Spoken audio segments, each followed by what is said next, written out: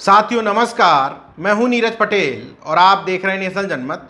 पूरे देश में एक शासक की अदूरदर्शिता के कारण जो कोरोना का कहर बढ़ा है, उसके लिए अब मद्रास हाई कोर्ट ने भी चुनाव आयोग को सीधे सीधे जिम्मेदार ठहराते हुए कह दिया है कि क्यों ना चुनाव आयोग के अधिकारियों पर हत्या का मुकदमा दर्ज किया जाए।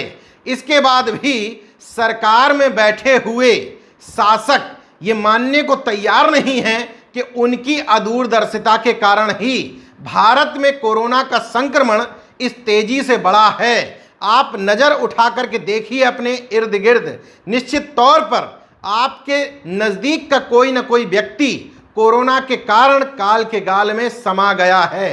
इन सब चीज़ों के बावजूद मोदी सरकार से लेकर के उत्तर प्रदेश की योगी आदित्यनाथ सरकार हेडलाइंस मैनेजमेंट में लगी हुई है। उत्तर प्रदेश के मुख्यमंत्री ने बकायदा धमकी देने के अंदाज में कहा है कि जो लोग अफवाह फैलाएंगे, मतलब सरकार की बदनीयती पर, बदइंतजामी पर सवाल उठाते हुए बताएंगे कि यहाँ ऑक्सीजन नहीं मिल रही, यहाँ बेड नहीं मिल रहा, यहाँ दवा के अभाव में लोग मर रहे हैं, शमशान घाट पे लंबी लंबी लाइनें लग रही हैं, उन तमाम सारे लोगों को राष्ट्र विरोधी बताते हुए न सिर्फ मुकदमा दर्ज किया जाएगा बल्कि उनकी संपत्ति भी जब्त कर ली जाएगी। इसलिए बड़े ही सावधानी पूर्वक ये वीडियो बनाते हुए मैंने तमाम सारे आंकड़े जुटाए और आंकड़े इस बात की गवाही दे रहे हैं कि सरकार पर जो आरोप लग रहे हैं वो तीन चीज़ों के कारण सबसे ज़्यादा लग रहे हैं। पूरे देश भर में 5 राज्यों में हो रहे विधानसभा चुनाव, उत्तराखंड में असीमित संख्या में लोगों को कुंभ के लिए अनुमति दिया जाना और उत्तर प्रदेश में पंचायती राज के चुनाव। तो शुरुआत सबसे पहले करते हैं उत्तर प्रदेश में पंचायती राज के चुनाव से, इसलिए क्योंकि सरकार, उनके दरबारियों का तर्क ये है कि पंचायत चुनाव में बड़ी बड़ी रैलियां नहीं हुई, बड़ी बड़ी भीड़ नहीं जुटी, इसलिए पंचायत चुनाव की वजह से कोरोना का संक्रमण नहीं बढ़ा है। वो तो एक आपदा है, अचानक से उसका संक्रमण बढ़ गया है। तो ये गलतफहमी दूर करने के लिए उन्हीं के द्वारा बताए हुए कुछ आंकड़े बता देता हूं। सबसे पहले बात अटेवा के अध्यक्ष विजय बंधु और राष्ट्रीय शैक्षिक महासंघ के प्रवक्ता वीरेंद्र मिश्रा जी की। इन दोनों ही लोगों ने योगी आदित्यनाथ सरकार और उत्तर प्रदेश के पंचायत चुनावों पर कोरोना संक्रमण बढ़ाने के आरोप लगाते हुए एक पत्र लिखा है और पत्र में सीधे तौर पर जिक्र किया है कि पंचायत चुनाव की ड्यूटी करने वाले 135 शिक्षक, शिक्षा मित्र व अनुदेशकों की मौत हो गई है कोरोना संक्रमण के कारण। हालांकि पत्र में उन्होंने हरदोई, लखीमपुर, बुलंदशहर से लेकर गोरखपुर, बहराइच तमाम सारे जिलों की संख्या बाहर बताया है कि किस जिले में कितनी मौतें कोरोना के कारण हुई है, अकेले शिक्षक, शिक्षा मित्र और अनुदेशकों की।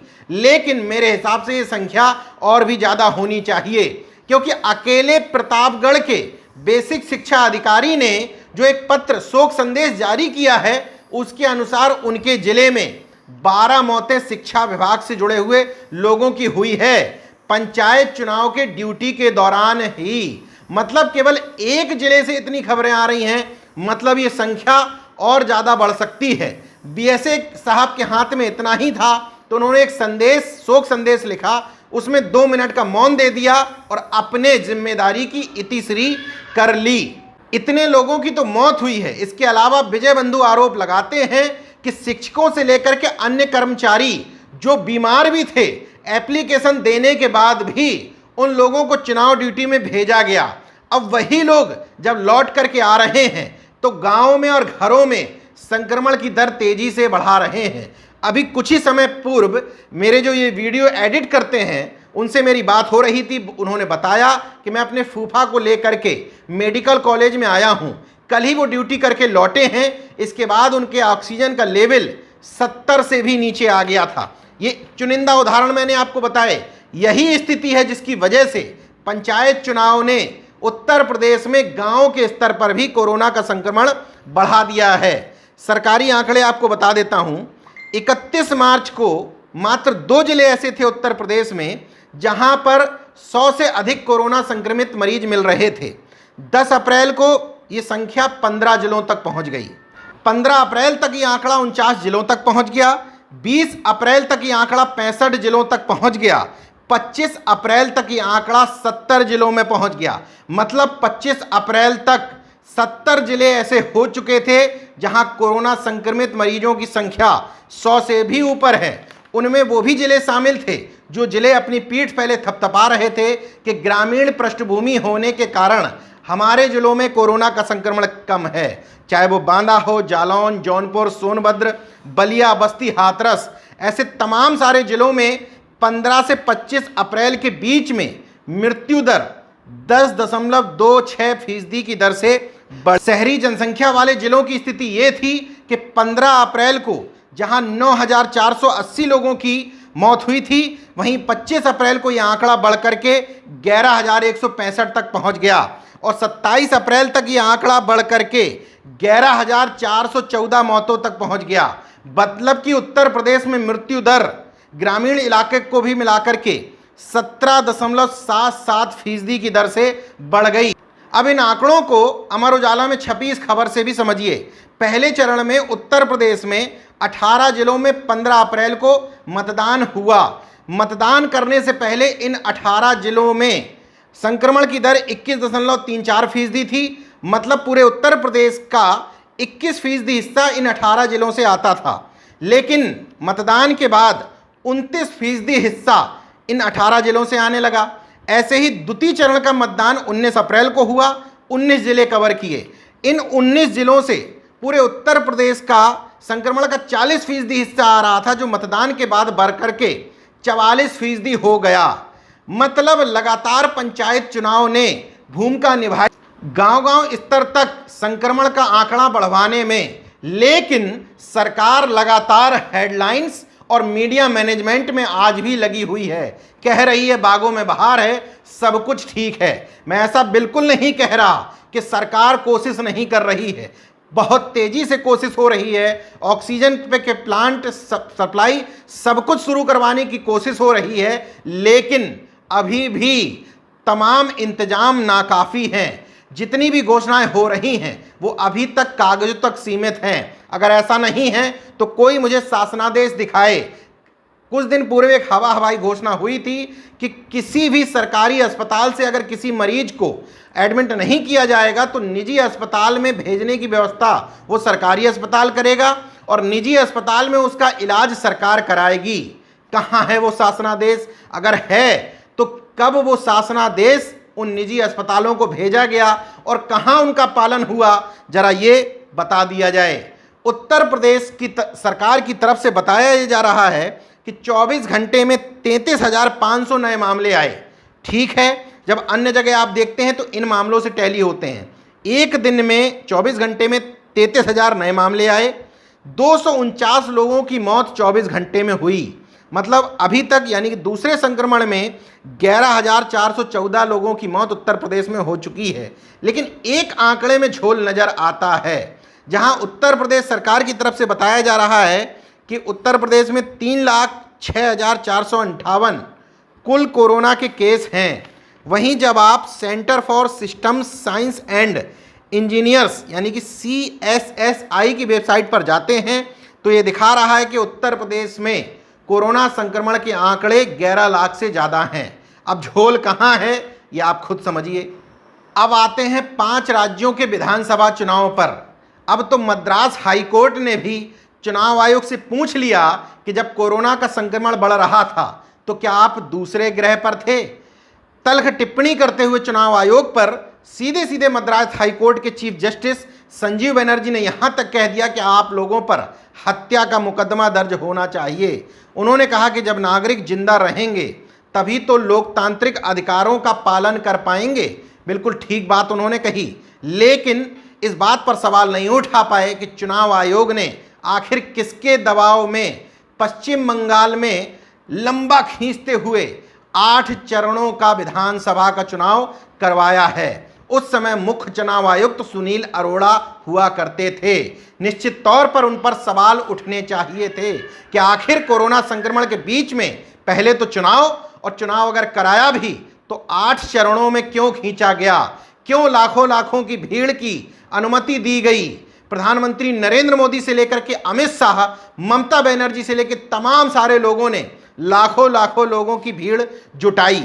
उसका नतीजा ये हुआ, 5 राज्यों में जहां चुनाव हुए हैं बता देता हूं। तमिलनाडु में 10,97,672 कुल केस हैं, 13,651 लोगों की मौत हो चुकी है। पश्चिम बंगाल में 7,59,942 केस हैं, 11,009 लोगों की मौत हो चुकी है। केरल में 14,27,546 केस हैं, 5,139 मौत हो चुकी हैं। असम में 2,40,670 कुल केस हैं, 1,215 लोगों की मौत हो चुकी है। पांडिचेरी में 54,026 कुल केस हैं, छोटे से राज्य में 758 मौतें हो चुकी हैं। तो क्यों नहीं कहा जाएगा कि ये विधानसभा चुनाव, जहां रैलियों में और मतदान के दिन भारी संख्या में भीड़ उमड़ रही थी, उनकी वजह से ये कोरोना का संक्रमण बढ़ा है। पश्चिम बंगाल की जब आप स्थिति देखते हैं तो समझ में आता है कि मुर्शिदाबाद जिले की जंगीपुर और शमशेरगंज सीट के संयुक्त मोर्चा के जो प्रत्याशी थे, दोनों की मौत कोरोना संक्रमण के कारण हुई। टीएमसी की पानीहाटी सीट से उम्मीदवार काजल सिन्हा की मौत कोरोना संक्रमण के कारण हुई। पश्चिम बंगाल की स्थिति ये है कि 24 घंटे में करीब 16,000 नए मामले आए हैं, 157 लोगों की मौत हो चुकी है। 4,000 मामले अकेले कोलकाता में आए हैं। 2 सप्ताह पहले तक जहां दैनिक संक्रमण 8,398 लोगों का था और औसतन मौत 10 हो रही थी, वही इस समय का आंकड़ा ये है कि अगर 100 लोगों की जांच की जा रही है पश्चिम बंगाल में तो 28.58%, मतलब 100 में से 29 लोग कोरोना से संक्रमित निकल रहे हैं। ये आंकड़े मैंने घर में नहीं बनाए हैं, सरकारी आंकड़े हैं। 7 फरवरी 2021 को जहां पश्चिम बंगाल में 500 से 1,000 कोरोना संक्रमित मरीजों के मामले हर रोज आ रहे थे, वहीं 18 अप्रैल तक यह आंकड़ा बढ़ करके 12,000 मामले प्रतिदिन तक पहुंच गया। इसके बाद भी चुनाव आयोग और मोदी सरकार ये मानने को तैयार नहीं है कि उनकी अदूरदर्शिता और लापरवाही के कारण ही ये कोरोना का संक्रमण पूरे देश में बढ़ा है। आपके तमाम सारे लोगों की जानें जो गई हैं वो सरकार की अदूरदर्शिता के कारण ही गई हैं। अब तीसरा कारण यानी कि कुंभ। आपको याद है पिछली बार निजामुद्दीन मरकज, महज 1700 लोगों को निजामुद्दीन मरकज से निकाला गया था। इसके बाद भी उत्तर प्रदेश की योगी आदित्यनाथ सरकार से लेकर के केंद्र की पूरी सरकार, कैबिनेट मंत्रिमंडल और यहां तक कि एनएसए अजीत डोभाल तक को उतरना पड़ा था। लेकिन कुंभ में लाखों लाखों की भीड़ जुट रही है। प्रधानमंत्री नरेंद्र मोदी जी के हाथ जोड़ने के बाद भी श्रीमंत नारायण गिरी जी महाराज कह रहे हैं कि सरकार का काम अपनी जगह है, हमारी परंपराएं अपनी जगह हैं, सबको मरना है, और तमाम जो फिलोसफिकल बातें कर रहे हैं वो जरा सुन लीजिए। सरकार का गाइडलाइन, केंद्र सरकार, राज्य सरकार, वो अपने हिसाब से चलती है। हमारा अखाड़ों की परंपराओं के हिसाब से जो आदिकाल से चलते आ रहा है, उस परंपराओं के हिसाब से हमारा कुंभ मेला अभी भी जो है वो 26 मई तक चलने वाला है। 26 मई तक कुंभ मेला चलेगा। मस्जिद में रुकने की बात करने वाले मोहम्मद साद अगर उस समय इस मीडिया की नज़रों में देश के सबसे बड़े विलेन थे, तो आखिर लाखों लोगों की भीड़ को वहां रुके रहने की बात करने वाले श्रीमंत नारायण गिरी महाराज आपकी नज़रों में विलेन क्यों नहीं हैं? इनके खिलाफ कोई कार्रवाई क्यों नहीं की गई? क्यों नहीं कहा गया कि नारायण गिरी महाराज और नरेंद्र गिरी महाराज जो अखाड़ा परिषद के अध्यक्ष हैं, खुद अपना कोरोना का इलाज करवा रहे हैं संक्रमित होने के बाद, इन लोगों को क्यों नहीं माना गया कि इन लोगों की असली जिम्मेदारी बनती है कोरोना संक्रमण बढ़वाने को लेकर के? जबकि महामंडलेश्वर कपिल देव महाराज की मौत हो चुकी थी उस दौरान। और आंकड़े ये बताते हैं कि फरवरी में जहां उत्तराखंड में 30 से 60 मामले हर दिन निकल रहे थे, अप्रैल में यह आंकड़ा बढ़कर के 2000 से 2500 लोगों तक पहुंच गया। 14 अप्रैल को जहां कुंभ में 30 लाख लोगों ने स्नान किया, वहीं 15 अप्रैल को 15 लाख लोगों ने स्नान किया।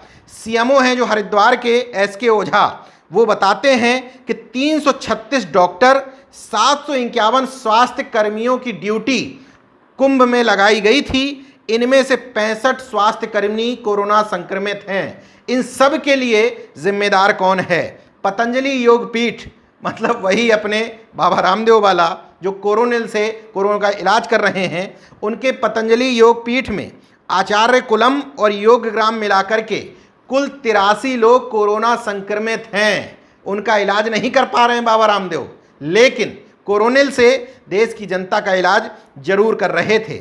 सरकार की और उत्तराखंड के मुख्यमंत्री की धार्मिक मतांधता, अदूरदर्शिता, या दूसरे शब्दों में कह लें कि पागलपन का नतीजा ये रहा कि कुंभ मेला क्षेत्र में जहां 16 अप्रैल तक 1664 केस आए थे, वही अब बढ़ करके अकेले कुंभ मेला क्षेत्र में 3500 से 4000 तक पहुंच गए हैं। वर्तमान स्थिति ये है कि 24 घंटे में उत्तराखंड जैसे पहाड़ी इलाके में 4339 नए केस आए हैं और वर्तमान में उत्तराखंड में 29,940 लोग कोरोना से संक्रमित हैं। इस तमाम सारी स्थिति का जिम्मेदार क्यों नहीं कुंभ की परमिशन देने वाली उत्तराखंड और केंद्र सरकार को माना जाए। लाखों की भीड़ जो बिना कोरोना गाइडलाइन का पालन किए हुए, बिना मास्क लगाए हुए हरिद्वार में जुटी थी, उसने न सिर्फ उत्तराखंड में कोरोना बढ़ाया होगा, बल्कि वो लोग जो लौट के आ रहे हैं उत्तर प्रदेश में, मध्य प्रदेश में और देश के अन्य हिस्सों में, वो तमाम सारे लोग कोरोना का संक्रमण बढ़वा रहे हैं। लेकिन चूंकि वो एजेंडे में शामिल था कि हम एक धर्म विशेष के लोगों को टाइट करके रखते हैं, उस एजेंडे के तहत महज 100-150 लोगों को उत्तर प्रदेश में आप खुजवाए हुए घूम रहे थे कि मस्जिद में से पकड़े गए, यहाँ से पकड़े गए, यहाँ से खोज लिए गए, मुकदमे दर्ज करवा दिए गए। अब हजारों लाखों की संख्या में लोग उत्तराखंड से लौटे हैं, उनको नहीं खुजवाएंगे क्या महाराज? इसलिए नहीं खुजवाएंगे क्योंकि आपका धार्मिक एजेंडा और वोट बैंक को इससे नुकसान पहुंचता है। लोग मरें तो अपने हाल पर मरें। मैंने आंकड़ों के साथ आपको बताने की कोशिश की है कि 3 अदूरदर्शिता के कारण उत्तर प्रदेश में पंचायती चुनाव, पूरे देश में 5 राज्यों के विधानसभा चुनाव और कुंभ में लाखों लोगों की भीड़ जो सरकार कर सकती थी। निश्चित तौर पर किसी आपदा को कोई सरकार हालिया स्थिति में नहीं रोक सकती, उसके बाद उसके इंतजामात कर सकती है, लेकिन पूरा समय था। 1 साल पहले लहर आई थी, 1 साल बाद उसका कहर शुरू हुआ, लेकिन इन 1 सालों के दौरान सरकारों ने ना ऑक्सीजन सिलेंडर के, ना दवाओं के, ना अस्पताल के, ना बेड बढ़वाने के इंतजाम किए। तो अब करें क्या? मोर्चा संभाल लिया है यशस्वी प्रधानमंत्री जी ने, तो अब फिर से हेडलाइन मैनेजमेंट करवाया जा रहा है। बहरहाल आप जागरूक और सजग रहिए, जरा भी समस्या होने पर घबराइए बिल्कुल नहीं। जरूरत पड़ने पर एक दूसरे की मदद करिए, काला बाजारी से एकदम दूर करिए। इस वक्त को प्रधानमंत्री जी कह रहे हैं, कहने दीजिए, लेकिन इस आपदा को पैसे कमाने के अवसर में मत बदलिए। देखते रहिए नेशन जनमत, जागरूक और सजग बने रहिए। जय विज्ञान, जय संविधान, जय लोकतंत्र। धन्यवाद। अगर आपने मेरा YouTube चैनल सब्सक्राइब नहीं किया तो प्लीज़ सब्सक्राइब कर लें और उस बेल आइकन पर जरूर क्लिक करें, जिससे जो मेरे न्यू वीडियो हैं वो आप देख